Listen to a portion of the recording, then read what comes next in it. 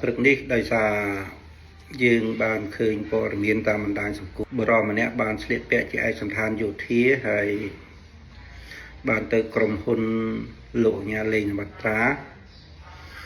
ដើម្បីឲ្យការដោះស្រាយនៅបញ្ហាកិច្ចសន្យាទិញអចលនទ្រព្យឥឡូវរឿងនេះមានការវិវត្តបន្តថែមទៀតនៅថ្ងៃនេះយើងឃើញមានលិខិតមួយយើងបរោះដែលស្លៀកពាក់ឯកសណ្ឋានដែលជាយោធាអ្វីដែលខ្ញុំនិយាយថាជាបរោះដែលស្លៀកពាក់ឯកសណ្ឋានជាយោធាទី1ក្នុងនាមយើងដែលយើងមិនដឹងអត្តសញ្ញាណពិតយើងមិនអាចសន្និដ្ឋានវាយតម្លៃថាដោយឈរលើឯកសណ្ឋានយើងអាចបញ្ជាក់ថាបុគ្គលនោះជាឯកសណ្ឋានជាសមត្ថកិច្ចណាមួយដែលជាឯកសណ្ឋានដែលមានអនុញ្ញាតដោយច្បាប់របស់រាជរដ្ឋាភិបាលក្នុងការប្រើប្រាស់ឯកសណ្ឋានទោះជាយោធាឬក៏ស៊ីវិល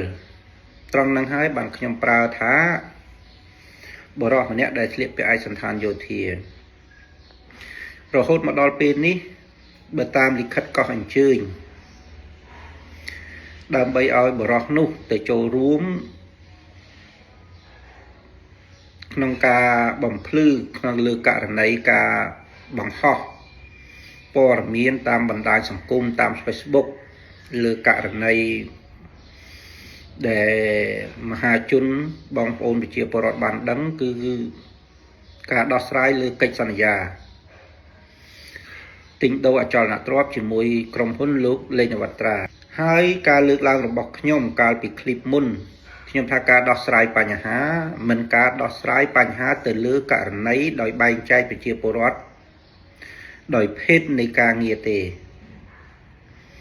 ដោយលក្ខណៈនៃការងារទេដោយប្រភេទនៃមុខងារទេហើយយើងសួរទៅវិញសួរថាបញ្ហានៃកិច្ចសន្យាទាំងអស់ក្រៅពីប្រជាពលរដ្ឋដែលគាត់មិនមានជាកងកម្លាំងយោធាចុះជនស៊ីវិលប្រជាពលរដ្ឋធម្មតាมันអាចដោះស្រាយបញ្ហាទាំងអស់នឹងឲ្យគាត់ឬក៏មិនទាន់ដោះស្រាយព្យាយាមពន្យានៅបញ្ហាអញ្ចឹងបានកន្លងមកនេះយើងឃើញម្សិលមិញមានបងប្អូនដែលជាអ្នកបានធ្វើកិច្ចសន្យាទិញអចលនទ្រព្យនឹងកើតការតវ៉ាទាមទារនៅមុខក្រសួងដែនដីនិងនគររូបនីយកម្មនេះដែលជាបញ្ហាមួយក្នុងការដោះស្រាយបញ្ហាដែលខ្ញុំលើកឡើងថាការដោះស្រាយបញ្ហាមិនមែនដោះស្រាយបញ្ហាទៅលើប្រភេទការងារដោយសារជាវិរៈកងទ័ពដោយសារជាស្អីទេយើងអត់ចង់ឲ្យបែងចែកសង្គមយើងទៅតាមបែបហ្នឹងទេបងប្អូនប្រជាពលរដ្ឋជនរួមជាតិគាត់យល់ហើយជាពិសេសបរិសម្នាក់ដែលជាយោធាហ្នឹងគាត់ដឹងក្នុងស្ថានភាពដែលគេហៅថាការប្រើប្រាស់ឱកាសនិងពេលវេលាសមស្របនៅពេលនេះប្រទេសជាតិរបស់យើងកំពុងតែជួបប្រទះការឈ្លានពានដោយចោរសៀមប្រវត្តិសាស្ត្រមកលើដែនអធិបតេយ្យនិងបូរណភាពនៃទឹកដីមាតុភូមិរបស់យើងអញ្ចឹងវីរៈកងទ័ពដែលការពារបូរណភាពទឹកដីបងប្អូនជនរួមជាតិខ្មែរកំពុងតែផ្ដោតនឹងចំណាប់អារម្មណ៍ទៅលើទឹកចិត្តដ៏មោះមុតដ៏អង់អាចក្លាហានដែលហ៊ានទប់ទល់នឹងចៅសៀមឈ្លានពានគាត់មិនមានជាកងទ័ពជួរមុខកងទ័ពនៅក្នុងសមរភូមិប្រយុទ្ធកន្លងមកក៏ដោយដូច្នេះជាឱកាសមួយដែលគាត់អាចគិតថាដោះស្រាយបានត្រង់នឹងហើយដែលគាត់ពាក់ឯកសណ្ឋានជាយោធាជាកងទ័ពអញ្ចឹងតាមលិខិតនៃការកោះអញ្ជើញនេះខ្ញុំគិតថា អាចគេមានការណែនាំផ្ទៃក្នុងនៅបទបញ្ជានិងវិន័យខ្លះដែរព្រោះឯកសន្តានរបស់ជាតិទាំងឡាយវាបង្កប់នៅអត្តន័យនៅខ្លឹមសារនៅក្នុងហ្នឹងដោយករណីនេះអញ្ចឹងនៅពេលដែលប្រទេសយើងមានសង្គ្រាមពេលនេះដែលបងប្អូនមើលឃើញទឹកចិត្តមុខរបស់កងទ័ពអញ្ចឹងនៅពេលដែលយើងឃើញរូបភាពពាក់ឯកសន្តានជាយោធាសប្តាហ៍ថ្ងៃនេះបងប្អូនជនរួមជាតិយើងឲ្យឃើញតែការស្លៀកពាក់ឯកសន្តានជាយោធាទឹកចិត្តរបស់គាត់មានការរំភើបអញ្ចឹងហើយយើងឃើញការធ្វើដំណើរនៅតាមដងផ្លូវឲ្យឃើញស្លៀកពាក់ជាយោធាជិះម៉ូតូជិះឡានអីក៏ដោយរហូតដល់មានបងប្អូនប្រជាពលរដ្ឋដែលប្រកបមុខរបរអាជីវកម្មលក់ដូរលក់ប្រេងឥន្ធនៈលក់អាហារលក់អីហ្នឹងគាត់អាចឲ្យចូលចាក់នៅកន្លែងគាត់បើលក់សាំងលក់អីហ្នឹងប្រេងឥន្ធនៈហ្នឹងគឺដោយអត់គិតថ្លៃរហូតដល់អាហារដ្ឋានខ្លះដែលឃើញយោធាក៏ឲ្យចូលពិសាណាដោយអត់គិតថ្លៃប៉ុន្តែទន្ទឹមនឹងនោះនៅក្នុងសង្គមជាតិយើងឃើញតែងតែមនុស្សឆ្លៀតឱកាសនៅក្នុងស្ថានភាពជាមួយគ្នានឹងក្រុមឆ្លៀតឱកាសតែងតែមាននៅក្នុងគ្រប់រឿងបងប្អូនតាមដានគ្រប់រឿងគ្រប់សកម្មភាពឲ្យតែមានព្រឹត្តិការណ៍មានអីកើតឡើងគឺក្រុមឆ្លៀតឱកាសនឹងតែងតែលេចមុខឡើងដែរហើយដើម្បីប្រើឱកាសនឹងក្នុងផលប្រយោជន៍ណាមួយគ្រប់សពនេះជាលក្ខណៈរបស់មនុស្សដែលយើងហៅថាជាមនុស្សដែលអត់ចេះអៀនខ្មាស់ជាមនុស្សដែលអត់ចេះអៀនខ្មាស់លើទង្វើរបស់ខ្លួនមនុស្សដែលចេះអៀនខ្មាស់លើទង្វើរបស់ខ្លួនមានន័យថាគេមានការខ្មាស់អៀនជាមុននៅពេលដែលគ្រាន់តែគេមានគំនិតថាគេចង់ប្រើលេសក្នុងរូបភាពណាមួយក្នុងព្រឹត្តិការណ៍ណាមួយក្នុងហេតុការណ៍ណាមួយដើម្បីកេងប្រយោជន៍របស់ខ្លួនណាភាពអៀនខ្មាស់នឹងវានៅខាងក្នុងសន្តានរបស់យើងបើមនុស្សមានភាពអៀនខ្មាស់នឹងកើតឡើងបញ្ញាប្រាប់យើងថាយើងមិនគួរនឹងធ្វើទង្វើបែបហ្នឹងលក្ខណៈបញ្ញាបែបហ្នឹងគេហៅបញ្ញាលក្ខណៈជាគុណធម៌ដែលថាគ្មានអ្នកណាដឹងគ្មានអ្នកណាឃើញគ្មានអ្នកណាឮនៅទីកំបាំងដ៏ស្ងាត់យ៉ាងណាក៏ដោយគឺជំរឿនៅក្នុងដួងចិត្តនៅក្នុងមនោរបស់យើងដ៏ស្ងាត់នោះគឺយើងអត់ធ្វើហើយបើយើងនិយាយប៉ុណ្ណឹងក៏វាមិនទាន់ជាជំរឿដែរសភាវៈធម៌នៃគុណធម៌ស្ទើរតែវារកនឹកឃើញនឹងទង្វើដែលមិនត្រឹមត្រូវដែលកេងដើម្បីប្រយោជន៍បែបអាត្មានិយមបែបប្រយោជន៍ផ្ទាល់ខ្លួនវាអត់មានគិតឃើញវាអត់បានមានគិតឃើញនៅទង្វើបែបហ្នឹងទល់តែសោះអញ្ចឹងយើងឃើញករណីចំពោះបរិសុទ្ធម្នាក់នេះដែលស្លៀកពាក់ឯកសន្តានយោធានេះដែលខ្ញុំថាគាត់គិតថាជាការប្រើឱកាសហើយយើងគិតថាវាមិនមានជាកំហុសអីធ្ងន់ធ្ងរទេវាជាកំហុសក្នុងវិន័យកងកម្លាំងកងអីខ្លះដែរព្រោះការស្លៀកពាក់ឯកសន្តានរបស់យើង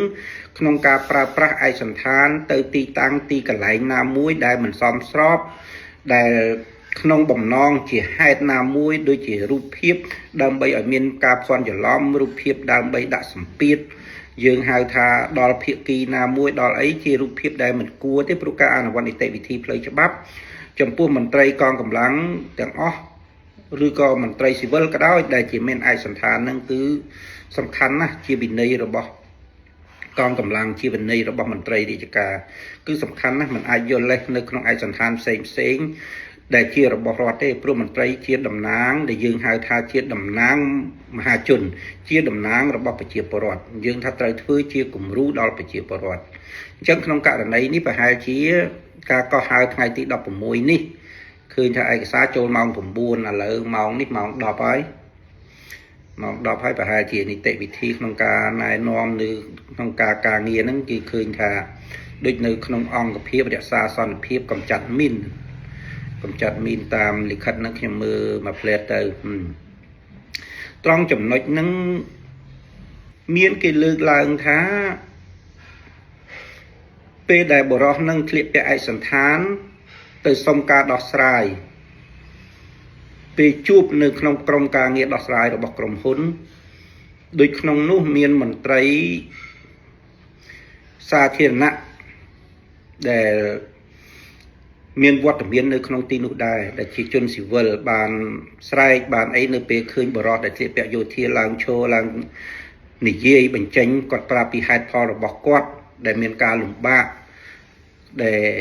ការមិនគោរពនៅកិច្ចសន្យាពន្យាពេលអស់ច្រើនឆ្នាំហ្នឹងមានការស្រែក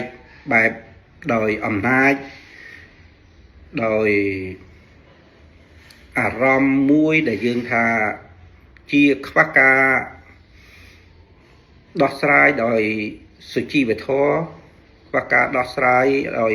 ការគោរពគ្នាទៅវិញទៅមកនឹងក៏មានប្រតិកម្មមួយរបស់បងប្អូនប្រជាពលរដ្ឋមហាជនទៅចំណុចមួយទៀតខ្ញុំឃើញមានលោកអ្នកសារព័ត៌មានម្នាក់គាត់លើកឡើងតាមដែលខ្ញុំស្ដាប់នៅក្នុងពាក្យមួយគាត់គាំទ្រវីរៈកងទ័ពគាត់ឃើញទង្វើនៃការដោះស្រាយដែលមន្ត្រីស្រែកគំហកនោះដែលជាមន្ត្រីនៅក្រសួងដែនដីនិងនគររូបនីយកម្មគាត់បានលើកឈ្មោះចៅក្រសួងនគរដែនដីនិងរូបនីយកម្មឯកឧត្តមឧបផ្សាយសំអាលដោយសារមន្ត្រីនោះវាជាមន្ត្រីនៅក្នុងស្ថាប័ននោះនៅក្នុងក្រសួងនោះថាគួរតែគោរពនៅឯកសណ្ឋានយោធាដែលវីរៈកងទ័ពបានស្លៀកពាក់ត្រង់ចំណុចនេះខ្ញុំចង់ចូលរួមជាគំនិតបន្តិចការគោរពនៅឯកសណ្ឋាន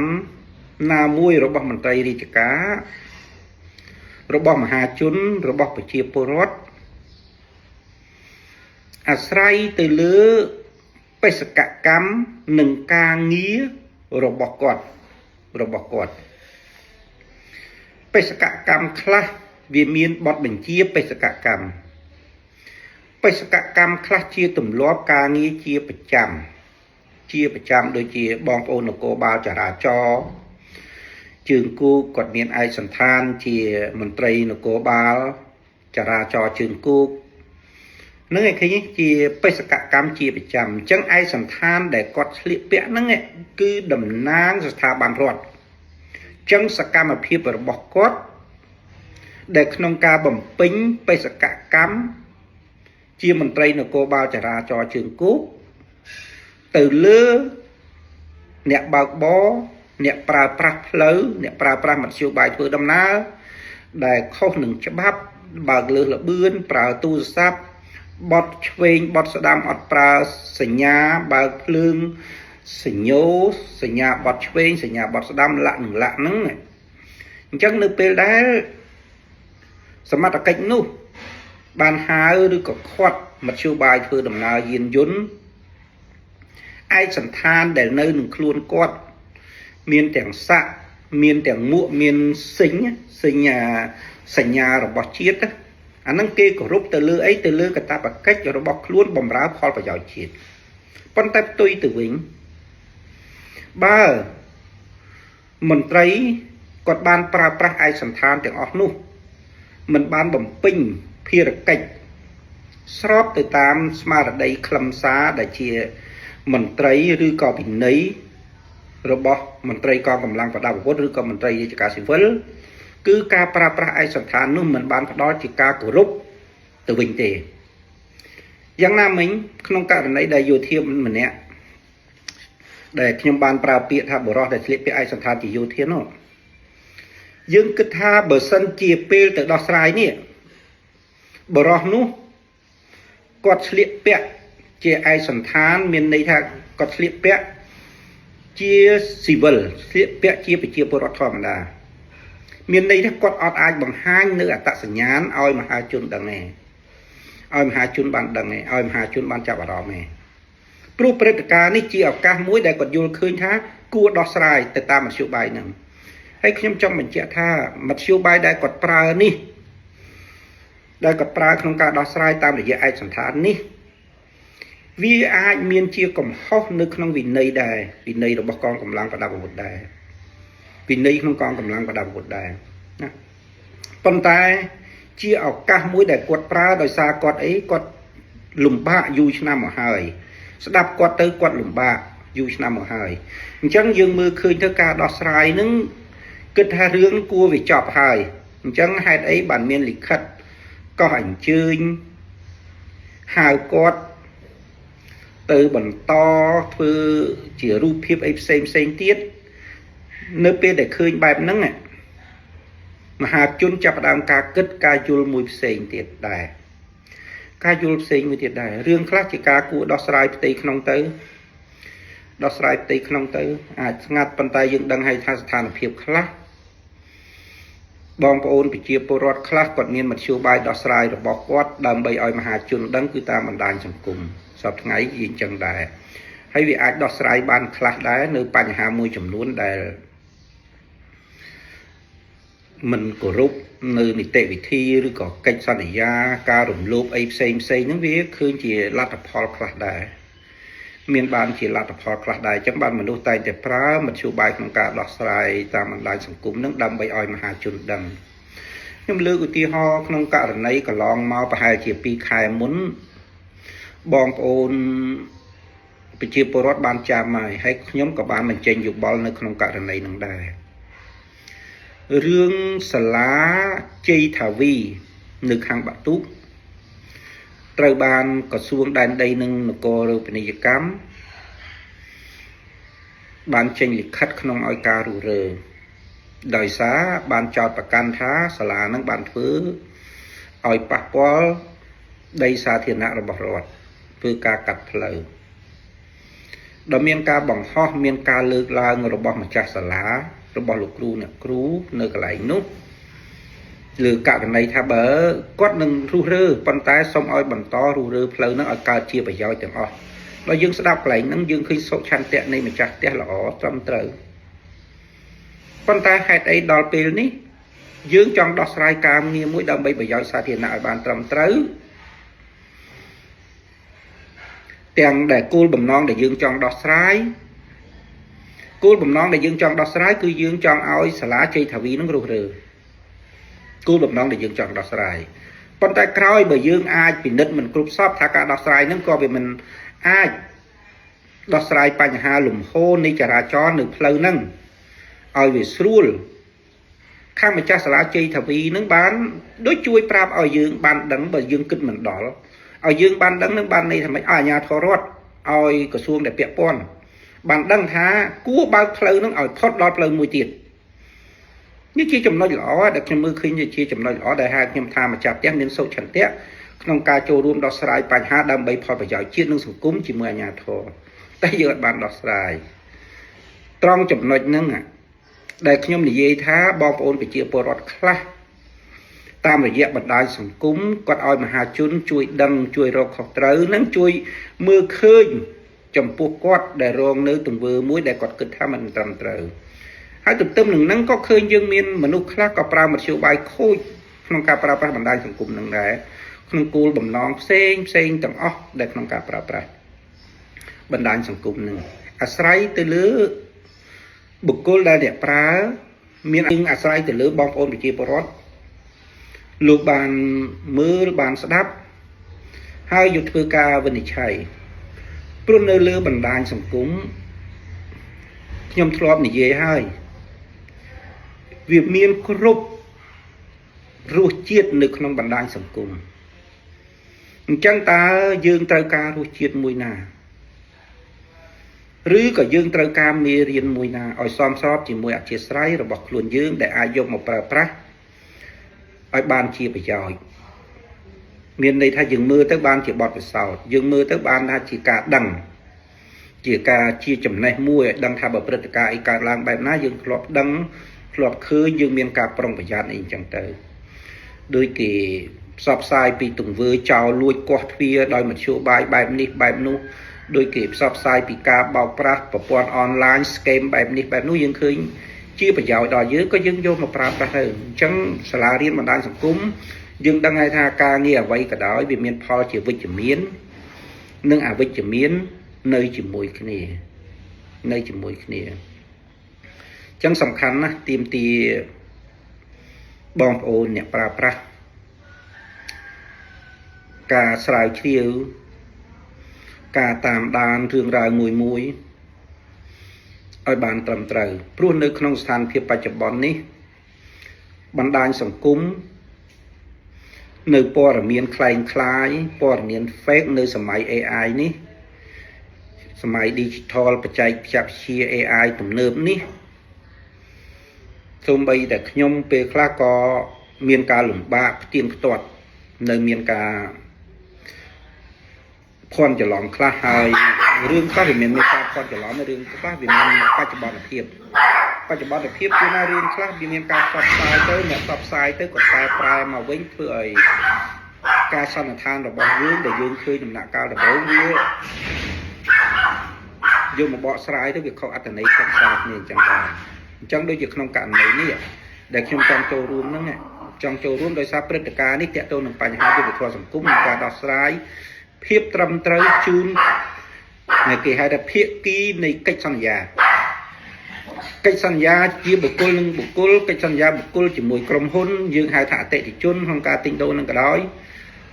ដូចជាករណីនេះអញ្ចឹងហើយរឿងរ៉ាវទាំងអស់នេះត្រូវឲ្យបានដោះស្រាយជាទូទៅមិនថាក្រុមហ៊ុនលេខវត្រាគ្រប់រឿងទាំងអស់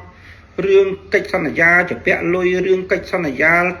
ទិញដូរលក់ដូរបុគ្គលណាមួយក៏ដោយដែលមិនបានគោរពដែលមិនបានអនុវត្តឲ្យបានត្រឹមត្រូវយើងត្រូវរៀបចំសង្គមយើងឲ្យបានល្អដើម្បីកសាងសង្គមយើងឲ្យរស់នៅដោយមានគេហៅថាផាសុកភាពពេលណាដែលយើងមានកិច្ចសន្យាហើយយើងមានផាសុកភាពអ្នកដែលធ្វើការអ្នកដែលអនុវត្តទៅតាមកិច្ចសន្យាអ្នកដែលត្រឹមត្រូវយើងហៅថាអ្នកដែលត្រឹមត្រូវអ្នកដែលល្អហ្នឹងគាត់មានទំនុកចិត្តថាមានច្បាប់ជួយការពារគាត់មានច្បាប់ធានាឲ្យគាត់ធានាថាអ្នកដែលធ្វើអាក្រក់ធ្វើមិនត្រឹមត្រូវគឺมันអាចរួចពីផ្លូវច្បាប់ទេមានន័យថាមានច្បាប់ដាក់ទោសទណ្ឌមានវិន័យដោយមិនគិតថាប្រភេទនៃការងារយុស័កតួនាទីអីនៅក្នុងសង្គមបានយើងដោះស្រាយទេអញ្ចឹងការលើកឡើងរបស់ខ្ញុំហ្នឹងគឺចង់ទាមទារឲ្យមានជាប្រយោជន៍សង្គមទូទៅដល់ប្រជាពលរដ្ឋជាជនរួមជាតិយើងទាំងអស់នៅក្នុងសង្គមទាំងអស់ដូចគ្នាអត់មានអ្នកតូចអត់មានអ្នកធំអត់មានអ្នកមានអ្នកក្រទេគឺយើងគិតតែពីលក្ខណៈនៃផ្លូវច្បាប់ឬសកម្មភាពឬក៏ទង្វើមួយដែលជាត្រឹមត្រូវទាំងអស់គ្នាដើម្បីកសាងសង្គមមួយដែលល្អទាំងអស់គ្នាដើម្បីកសាងសង្គមមួយជាទីស្រឡាញ់ទាំងអស់គ្នាបាទសូមអរគុណ